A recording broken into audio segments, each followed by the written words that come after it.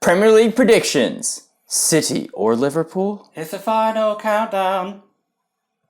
No one likes you.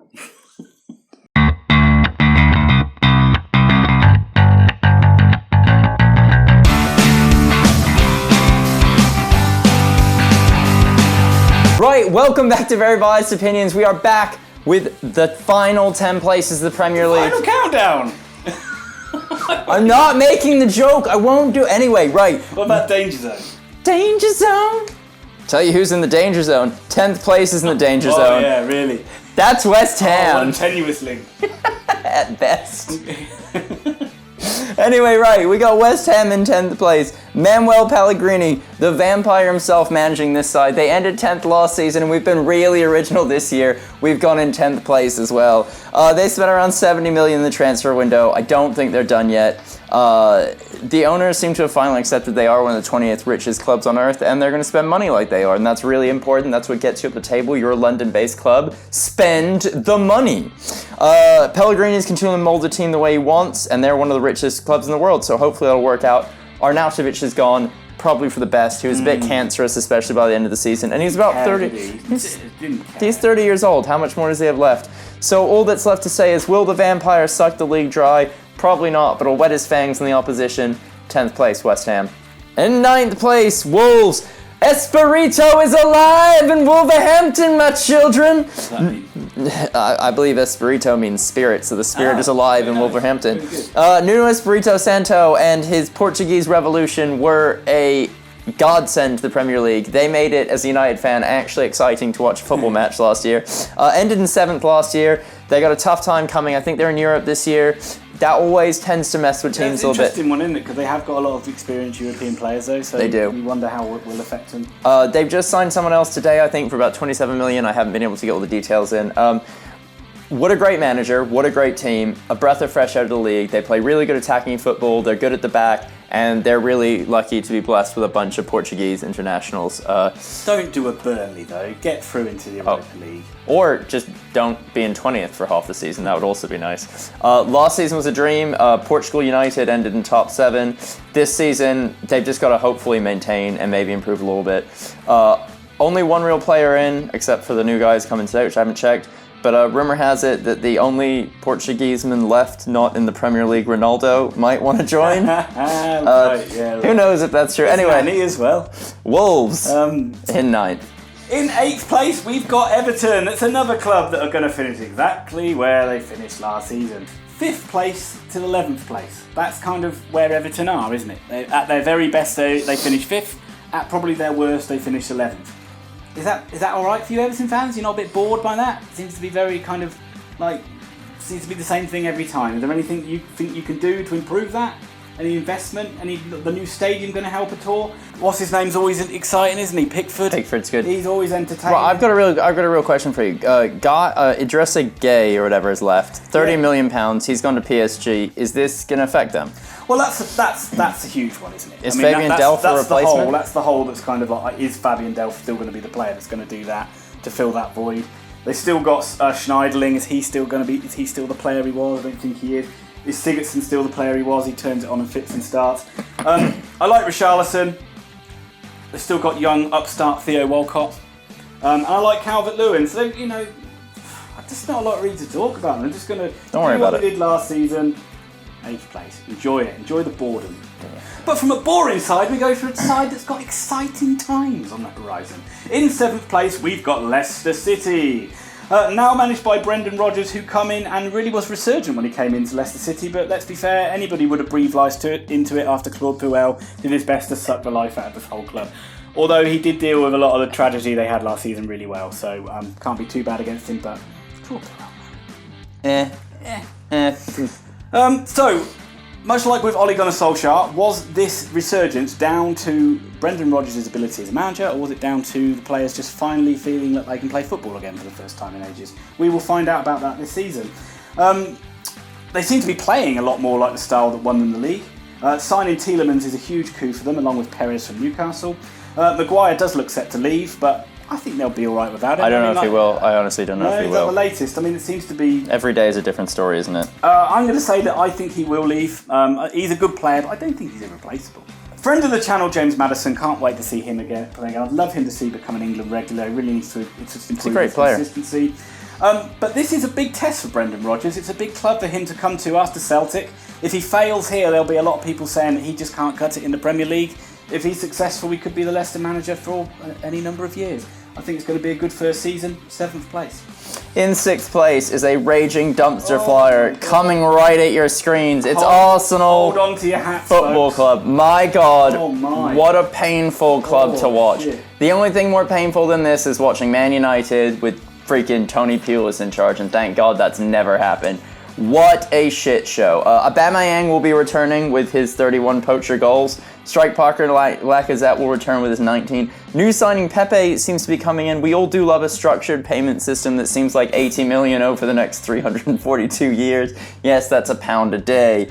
Martinelli looks like actually a great signing. If he can bed in and acclimatize quickly, I honestly think that was a great signing. Where's Martinelli play? It's a striker, of course. Of course. So, again, they've not addressed their midfield, they've not addressed their defense. It doesn't really look like they care about that. It doesn't look like they seem to understand what their flaws are. It's reached a point with Arsenal where everyone knows that this is their weakness, like everybody except Arsenal. So Arsenal, you're ending in 6th, which is basically one worse than last year, and your only saving grace here is that there's another team that you hate that isn't coming in the Champions League. I think they're not backing him, Emery.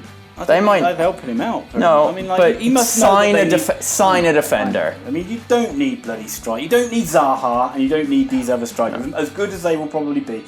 Ramsey as well. They've lost the kind of heart of the team now. I know. Oh, man. Hi guys, it's Tom here. I really hope you're enjoying the video. If you could please subscribe to our channel if you're enjoying it, that'd be great. Hit the notifications button so you can stay up to date on all the football news that we've got. Have a like, have a click. Please also follow our social media. I am very hot on that. Ian does nothing and it's all me. Again, please look at GRANDSTAND Bettors. They are a fantastic tipster website that know a little bit more than we do. Please have a look in the description. We always timestamp everything. And now, without any further ado, let's get back to all the good stuff. And that leads me on to a team that will finish 5th in the English Premier League this season. And it is Manchester United. Not a word from you, not a peep. You didn't let me speak during Oxford. You have to suffer in silence. They were absolutely horrible last season. They got rid of Jose Mourinho, one of the best managers of all time, and now they've ended up with a manager who wasn't even good enough for Cardiff City. And last season, remember, they started the season second favourites, and now they're miles away. But don't worry, folks, because Ollie is at the wheel, and he is steering that ship of lazy seamen, pause for the joke, trying to get to the promised land, but he's using. But this promised land used to be titles and glory, and now it's just 4th place. Jokes aside, I don't blame Ole Gunnar Solskjaer too much. I actually think he does deserve a chance. I think he's stuck with these players. He's stuck with like your Sanchez, stuck with Pogba, Lukaku, Fred, a little bit of Martial. I know you don't like him. My jury's out. Where the mentality of Man United used to be about excellence, now it's seeping into just averageness and lethargy. We're turning into Liverpool in 1991. And a lot of these guys, they don't really care if they're playing football or not, because they're quite happy to sit on the bench and earn a wage, and it's a travesty. Wan-Bissaka is a good signing though, and I think they will bring in Harry Maguire, even though you're not too convinced, as I think they'll be good players. But even with a fully functioning and fully fit De Gea, who's not making mistakes, with Rashford, with Lingard, with Mata and Greenwood, McTominay, they've got a lot of promise in the side and a lot of good players.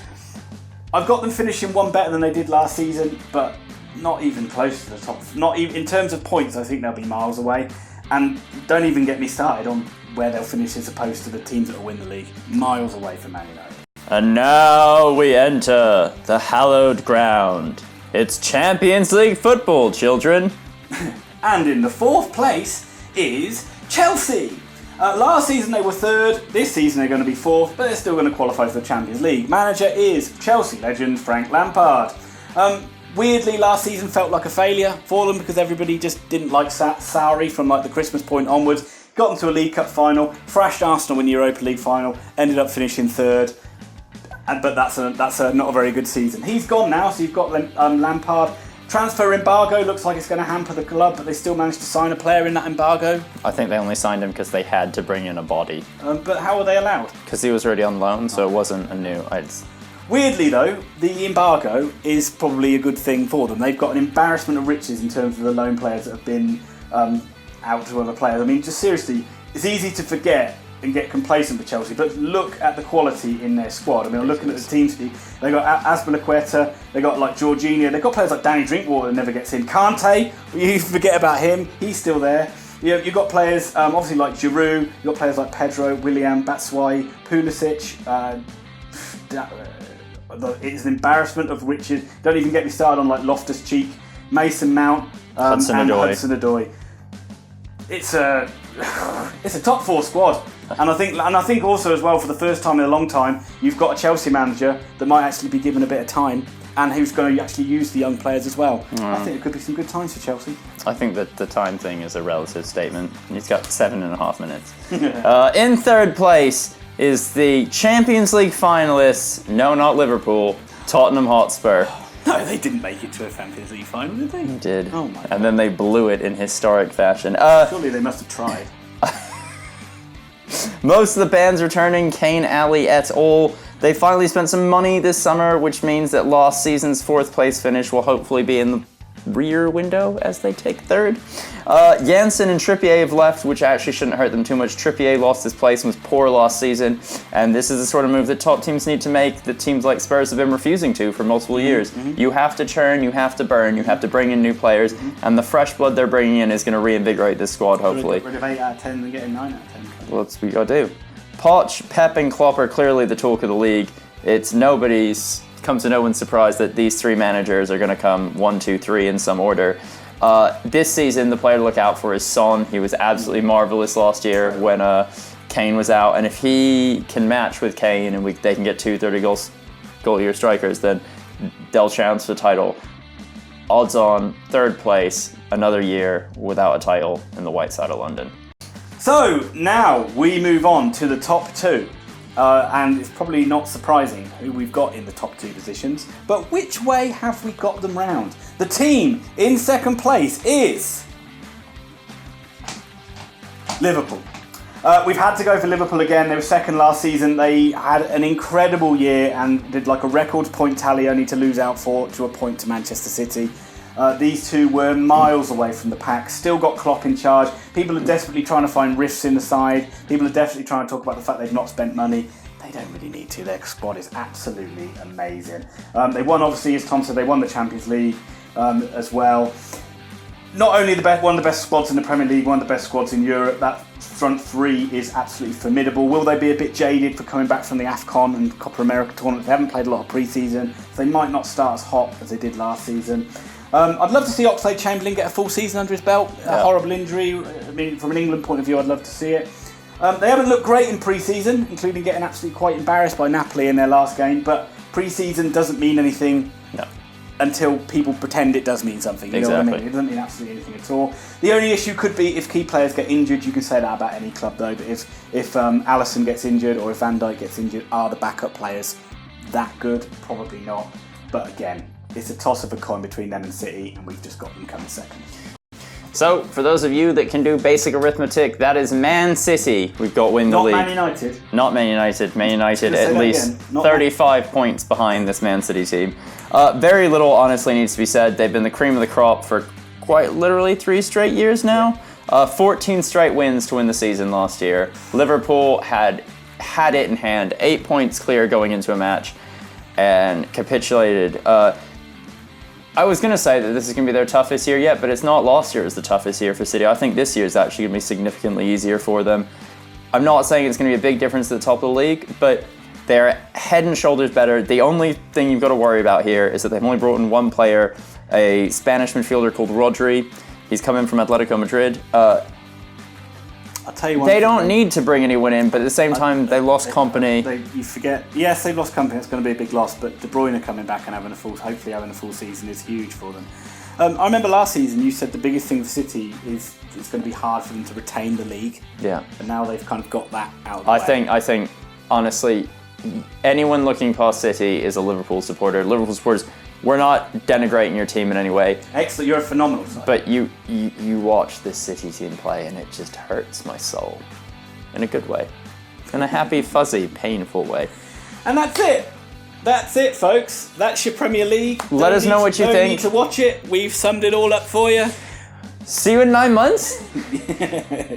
Yeah, I hope you've enjoyed it. Put a boatload of comments down there before. Any criticism, any compliments. You might want to give us a compliment. Who knows? That doesn't happen. Our hair looks amazing. Yeah. That's credit. Thank you.